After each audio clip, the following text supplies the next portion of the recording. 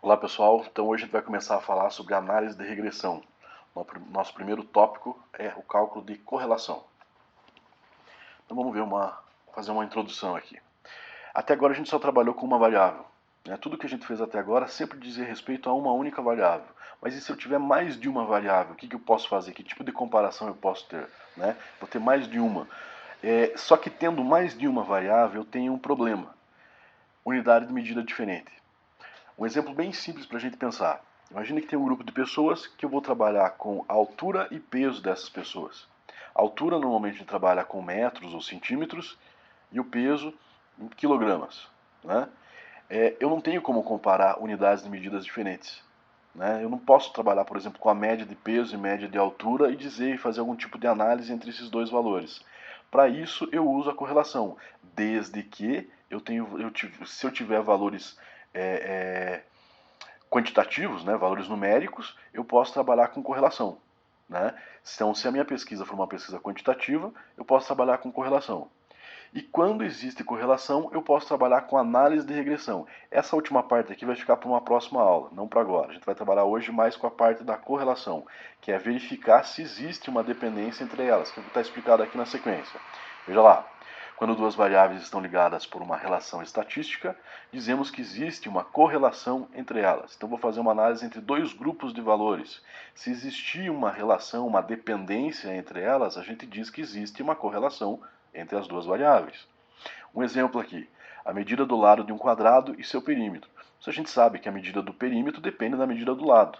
Olha aqui uma tabelinha para a gente ver. Medida do lado do quadrado, perímetro do quadrado. Se eu tenho um quadrado que tem 1 centímetro de lado, o perímetro é 4. Se o lado for 2, o perímetro é 8. Se o lado for 3, o perímetro é 12 e assim por diante, até chegar numa relação que, se o lado medir n, o perímetro vai medir 4n. Então existe uma dependência entre esses valores. Então existe uma correlação entre esses valores, que é a medida do lado do quadrado e o seu perímetro. Então aqui é um exemplo para a gente entender quando existe uma dependência de valores entre duas variáveis. Aí vem o diagrama de dispersão. O que é o diagrama de dispersão? O diagrama de dispersão é um gráfico que dá uma ideia da existência da correlação entre duas variáveis. Então você vai colocar os valores pesquisados no gráfico. Se você vai analisar pelos pontos do gráfico, deixa eu colocar um exemplo aqui para a gente enxergar melhor. Estou supondo uma pesquisa aqui em 10 pessoas, notas de 10 pessoas em cálculo e estatística, uma suposição, cálculo e estatística. Então o cara que tirou 5 em cálculo, tirou 6 em estatística, 8 em cálculo, 9 em estatística e assim por diante, até chegar no cara lá que tirou 2 em cálculo e 2 em estatística. Será que existe uma relação entre essas duas variáveis aqui, variável cálculo, nota de cálculo e nota de estatística? Aí a gente monta um gráfico dessa maneira. Isso aqui eu vou enxergar como par ordenado. 5, 6 é um ponto, 8, 9 é um ponto. E chego neste gráfico desta maneira. Então, 5 para x, 6 para y. 5 para x, 6 para y, eu tenho este ponto aqui. 8 e 9, 8 para x, 9 para y, esse ponto é o segundo valor ali. Então, cada ponto desse aqui é um par ordenado dessas notas aqui. Uma nota é uma pessoa dessas 10 que foram pesquisadas nessa nossa tabela.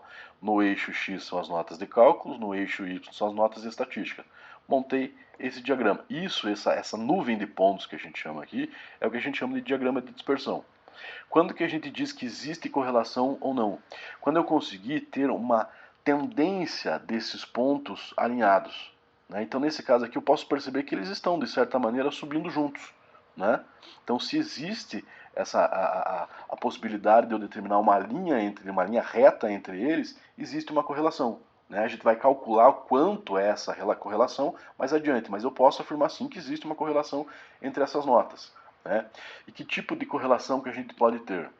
A gente vai trabalhar com a correlação linear. Correlação linear é aquela que eu posso ter uma reta crescente, se ela for correlação linear positiva, uma reta decrescente, quando ela for correlação linear negativa. Posso ter uma correlação não linear, que não é nosso foco de estudo aqui, mas ela pode ser uma parábola, pode ser exponencial, logarítmica, enfim, outras possibilidades todas, mas é um cálculo mais avançado que não cabe na nossa disciplina. E quando não há correlação, eu tenho pontos. Essa nuvem de pontos é toda dispersa dessa maneira. Então eu não consigo determinar nenhum tipo de gráfico em cima desses pontos. De novo, o nosso foco vai ser nesses dois primeiros casos aqui. Quando a minha nuvem de pontos está crescendo linearmente ou decrescendo linearmente. que é o que a gente vai trabalhar com a correlação linear positiva ou correlação linear negativa. Como é que eu faço para verificar, para comprovar que existe isso? A comprovação matemática da existência da correlação entre essas duas variáveis é feita pelo coeficiente de Pearson. A gente representa ele por R. Como é que eu calculo o coeficiente de Pearson? O coeficiente de Pearson é calculado por esta formulazinha que está aqui, ó. R igual N, todos esses somatórios, todos que aparecem ali. Vamos entender primeiro o que é o R, depois a gente volta a falar da fórmula. Então, a gente está falando que o R é o coeficiente de correlação entre duas variáveis. Estou analisando duas variáveis aqui. Primeiro eu tenho que saber que esse R vai sempre variar de menos 1 até 1 positivo. Se eu calcular o R e ele ficar menor do que menos 1 ou maior do que 1, o R está errado. Você usou errado a fórmula. Se eu tiver, por exemplo, um R igual a 14, algum cálculo desse R aqui você fez errado. Se for menor que menos 1, também é a mesma coisa. Se a correlação entre as duas variáveis for perfeita e positiva, então o R é 1 positivo. Se a correlação for perfeita e negativa, então o R é menos 1. O que ele quer dizer com perfeita? Essa correlação perfeita é quando os pontos estão alinhados perfeitamente numa reta. Isso é muito raro de acontecer. Lá no exemplo anterior da medida do lado do quadrado e do perímetro, lá eu vou ter uma correlação perfeita, porque todos os valores são dependentes exclusivamente um do outro. Então lá é uma correlação perfeita. Se eu calculasse um R daquilo lá, eu ia ter um 1 como resultado. Não é o nosso objetivo chegar no 1, é muito raro eu ter esse 1, mas quanto mais próximo desse 1, é melhor para o meu resultado. Ou quanto mais próximo do menos 1, daí ele vai ser negativo, vai ser decrescente, né? Os meus pontos vão estar decaindo, então eu vou ter um resultado menos 1. Também é o que eu busco ali, algo muito próximo do menos 1. E se ele estiver próximo do zero, quanto mais próximo do zero, não há correlação entre as variáveis.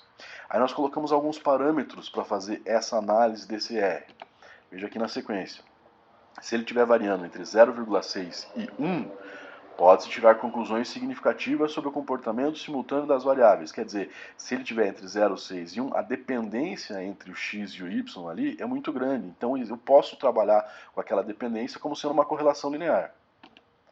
Se esse valor de R estiver entre 0,3 e 0,6, existe, mas é fraca.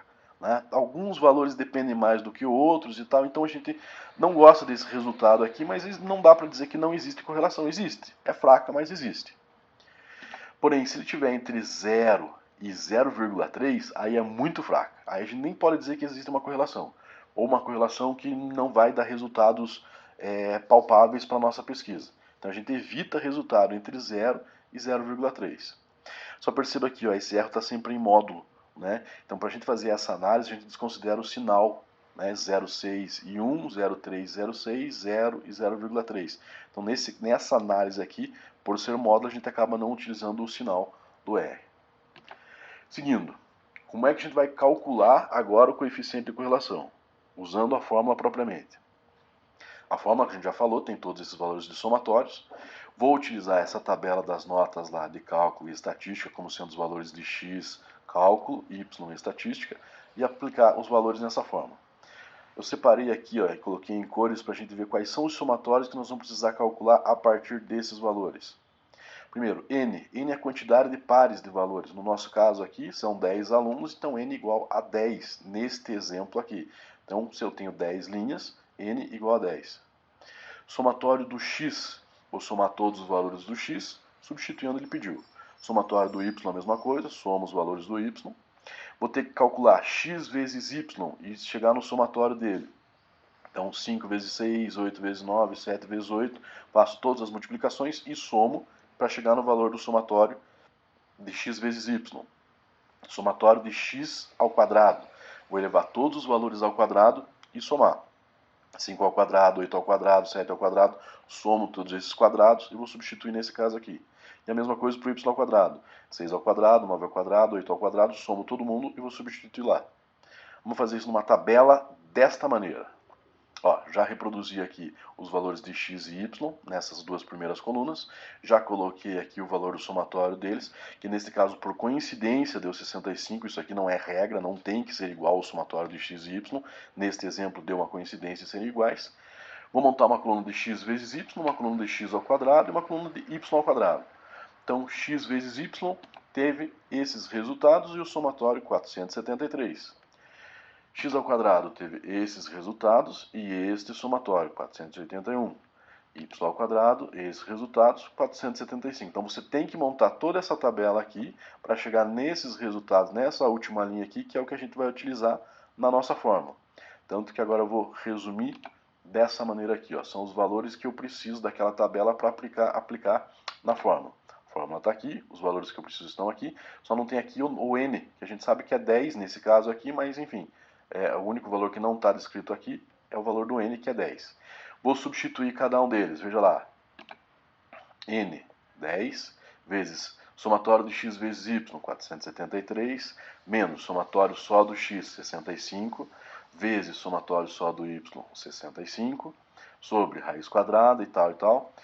N é 10, somatório do x ao quadrado, 481, menos somatório do x elevado ao quadrado. Cuidado para não confundir esse cara aqui, ó. É o somatório do x elevado ao quadrado. Quanto que é o somatório do x? 65. Então é o 65 elevado ao quadrado, né? Vezes n, que é o 10, já está lá. Somatório do y ao quadrado, 475, está aqui. E de novo, menos o somatório só do y, agora elevado ao quadrado. Vou fazer o cálculo todo aqui, e neste caso eu tenho um R igual a 0,91. Este 0,91 nos permite concluir que aquela relação entre as notas de cálculo e estatística tem uma ótima correlação. Um valor entre eles ali, como tem 0,91 de resultado de correlação, eu posso ter bastante firmeza na hora de afirmar que os valores um depende do outro. Significa assim, que o cara que estuda para tirar boas notas em estatística tende a tirar boas notas em cálculo e vice-versa. O cara que não tem boas notas em estatística não tem boas notas em cálculo. Então existe uma dependência daqueles resultados. Isso é comprovado por esse 0,91 aqui no nosso R. Beleza?